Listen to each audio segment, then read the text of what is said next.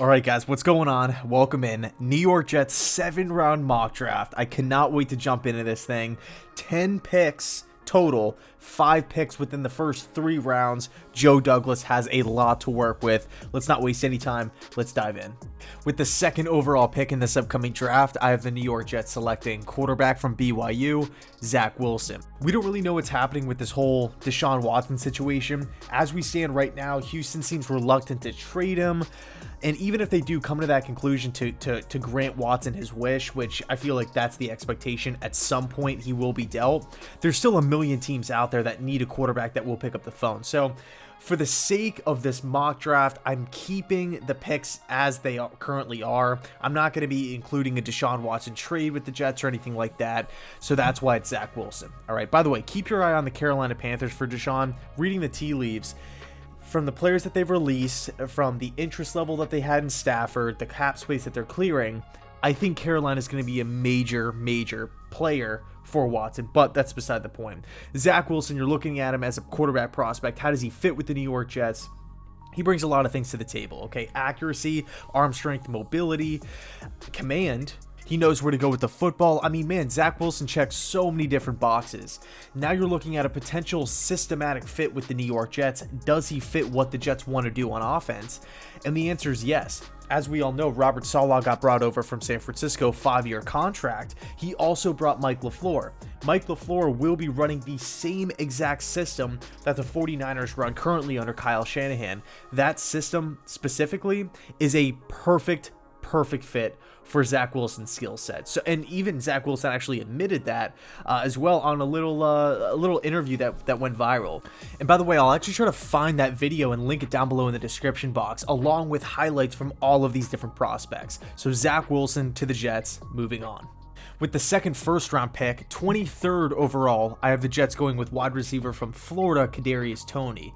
5'11", 195 pounds, Kadarius Toney was always viewed as that round 2 wide receiver, but after just an electrifying Senior Bowl week, his stock flew up to the first round, right? We're seeing mock drafts with him going to Green Bay, bottom of the first, Baltimore, Washington at spot number 19. That's how highly Toney's stock has risen. So what does Kadarius Toney bring to the table as far as skill set is concerned? He's a shorter, shiftier wide receiver that can create a lot of separation. Works really well in the short passing game. Slants, crossing patterns, screens. That's what you want in a wide receiver for this West Coast style of system. Kyle Shanahan's West Coast style of system. He reminds me so much of Deebo Samuel. All right, just a guy that you can get him the football early in the play and let him work in open field, right? Yards after the catch. Now, he was shadowed by Kyle Pitts at UF, one of the best players in this entire draft as a pass catcher, different positions, but as a pass catcher. But I feel like when you're looking at Kadarius Toney, at the end of the day, he will be a day one impact guy, especially when you're looking at this Jets wide receiving room, which is desolate. All right, Jamison Crowder, awesome, love him. Denzel Mims, fantastic. But outside of those two guys, we don't really have anybody that we can rely on. Kadarius Toney would come in, be an instant starter, instant impact guy who would provide Mike LaFleur, the new offensive coordinator, with a lot of creativity, with a lot of speed, with a lot of explosiveness on the offensive side of the football. Okay, so Kadarius Toney to the Jets with that second first-round pick. Next up, round 2, pick 34, one of my favorite players in the draft, Penn State tight end Pat Frymuth, all right?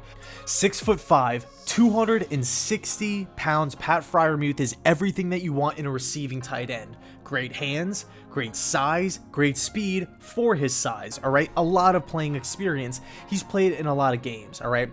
Does really well against zone coverage where he could find the weak spot and sit. Against man coverage, he has fantastic size, again, 6'5", 260, to box out these safeties, to box out these cornerbacks if he's in the slot, all right? He was an important piece for the Penn State offense. They would feed him the football. Tight end is a position that has been completely eradicated from the Jets offense for the last however many years. I can't remember the last time we've had an actual threat at that position. And by the way, I know that the Jets fans out there, believe me, I do too, we all have mental scars of selecting a receiving tight end in the second round a couple of seasons ago in Jason Morrow. I get it, but Frymuth is a completely different a completely different tight end prospect. I believe Frymuth will be an excellent security blanket for Zach Wilson in this scenario here.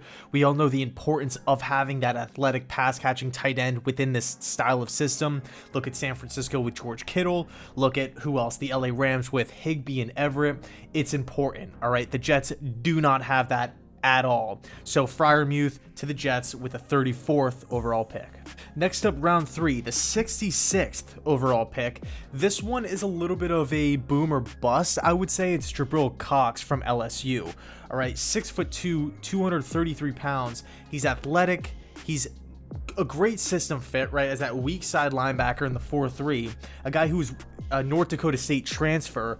You're looking at what he does in the run game. It's great. All right. He has the recognition. He has the athletic ability to cover wide receivers in the back end. In this defensive scheme, you don't need your outside linebackers to be really good pass rushers. They don't need to be blitzers or anything like that, like they were under Todd Bowles and Greg Williams, under the 3-4 system traditionally. All right. So you need your 4-3 linebackers to cover, right, to do really well in the middle of the field, and they have a lot of responsibility in the run game. Cox checks those boxes. All right. You're looking at what Jabril Cox is off the field. He's an excellent leader, a culture changer. All right, listen to what North Dakota State Bison coaches and players have to say about Jabril Cox. Same with same situation with LSU. All right, so I think in the 3rd round, after addressing wide receiver, tight end, quarterback, assuming that the Jets have spent some money on pass rushers in the free agency pool, in the cornerback market as well, I feel like Robert Saleh can finally go out and draft his first defensive player with the New York Jets. It's going to be Jabril Cox as a 4-3 outside linebacker. Next up for the Jets' 2nd, 3rd round pick, 87th overall. I have the Jets going with one of my personal favorites in this draft class. What probably a top 5 personal favorite for me. Not top 5 best, but personal favorite. It's cornerback from Washington, Keith Taylor. A Senior Bowl standout, great size, 6'3", 195 pounds. Keith Taylor, really good wrapping up an open field, right? You need these sure tacklers within today's game with all the bubble screens, swing passes, outside handoffs, pitches, mobile quarterbacks running around, Mahomes, Josh Allen. Think about all the mobile quarterbacks we have in today's game. There's a million of them, all right? Keith Taylor, although I have him going in round 3 here, I think he's best fit for a zone coverage style of system. He's played press. That's kind of what you see in Robert Saleh's system too. Even though it's a cover 3, cover 4 system, you see the cornerbacks press from time to time. All right. So Keith Taylor's a perfect system fit. He's a sure tackler. His stock is rising because of the Senior Bowl, and he has great size. And he's coming from a pretty prestigious school that puts a lot of responsibility on defensive backs. I think Keith Taylor in round 3, addressing a position of need for the New York Jets, even though I could see the Jets signing a bunch of San Francisco 49ers in free agency. I mean, just off the top of my head, Jason Verrett is a free agent, Akilla Witherspoon is a free agent, K'Wan Williams is a free agent, Richard Sherman. The 49ers, I feel like the entire Niner cornerback room is set to hit the open market. So I could see the Jets with having a lot of money going out and snagging like 3 of those guys or something like that. But if they don't, if they maybe get 1 or 2, I could definitely see the Jets drafting Keith Taylor. Next up, round 4, pick 98, center from Kentucky, Drake Jackson, a guy who I feel like right now nobody's really talking about. He's kind of being overshadowed by a lot of guys in this class. I get that he's not a top 3 center in this draft class, but when I'm looking at Drake's skill set, when I'm looking at the offense that he's coming from Kentucky, I think it's a perfect fit in round 4 for the Jets at a major position of need. Now, I don't necessarily think Jackson can play right now, but I feel like maybe halfway through the year, maybe next season, he'd be a great developmental piece that the Jets can kind of bring along and hopefully one day become a starter. Really good in the run game, 6'2", 310 pounds, does a really nice job of getting to the second level. That's what I feel like the Jets need, especially because this offensive system I feel like will be built off of the run game. And I also feel like a lot of the interior offensive line help in this draft will be gone by round 4. Even the guard position, guys like Trey Smith, Wyatt Davis, a lot of guys will be gone. All right, so especially the top 3 centers in this draft as well. So I feel like in round 4, if you're looking at a guy who's a great system fit, who might play year 1 but should be playing year 2, you can't really go wrong with it. Drake Jackson to the Jets. Next up, round 5, pick 130. The really cool thing about having a lot of picks in any sort of draft class is it allows the general manager to maybe go after one of his favorite guys with a high ceiling but a low floor, right? A boom or bust style of prospect, high risk, high reward style of player. With that being said, I have the Jets going with Jordan Smith, edge rusher from UAB. When you're looking at Smith in round 5, there's a lot to like. Size, 6'6", 255 pounds. Number 2, extreme level athlete. Number 3, sack production. His main skill set is getting after quarterbacks. He had a pretty nice Senior Bowl week as well. So there's a lot to like with Jordan Smith, especially in round 5. But he's had an off-the-field issue involving like a credit card thing. Some people won't care about it. Some people will put a lot of stock into it. And he doesn't really fit the system that well either. He's more of a stand-up edge rusher off the edge, right? Really lining up far off the line of scrimmage and kind of bursting around tackles. That's okay. And just because the Jets are going to be running this 4-3 base system doesn't mean that that's going to be the same front every single play. We need depth. We need pass rushers, and we need, on different sub packages, we need different guys to rotate in to get fresh legs to get after quarterbacks. Smith has that size, he has the explosiveness, and he has the speed. I would take the risk. I would roll the dice on Jordan Smith in round 5. There has been some talks that he could be, rising in around 4, round 3. I wouldn't buy into that as we stand right now, but I like Smith in round 5. I really, really do. Again, even though he's not the perfect system fit, I still would roll the dice. Next up, round 5, pick 139, guard from Texas Tech, Jack Anderson. All right, 6'5", 315 pounds. Anderson has seen a lot of football. Really, really high recruit coming out of high school, committed to Texas Tech because they promised him early playing time. Now, of course, we've seen like a lot of rumors of Cliff Kingsbury or the Arizona Cardinals selecting Anderson maybe in round 3 or 4 because they do need offensive line help, especially at the guard position. And obviously there is that connection there of his ex-college coach. But in this situation, I have Anderson falling to round 5. There is some doubts about his athletic ability, just overall speed at the next level. But I think at the end of the day, when you're looking at this position for the New York Jets, everything stems from it. And currently, we're so bad. We are so bad at this position. So we still have free agency to work with. And of course, you can't just bet on a guy in round 5 and say, oh, he's our answer guaranteed. You can't sell that to anybody. But Anderson does have really good size. He has produced a lot for Texas Tech, and he's seen a lot of football in the college level. So projecting him to the next level in round 5, I think it's pretty fair to say he'd be a solid fit. Next up, round 6, pick 174. I have the Jets going with cornerback from San Diego State, Darren Hall. Really good size for the position, 6 foot 185. He's great in zone coverage. He would be a great system fit as well. He's a hard-nosed player that produced at San Diego State.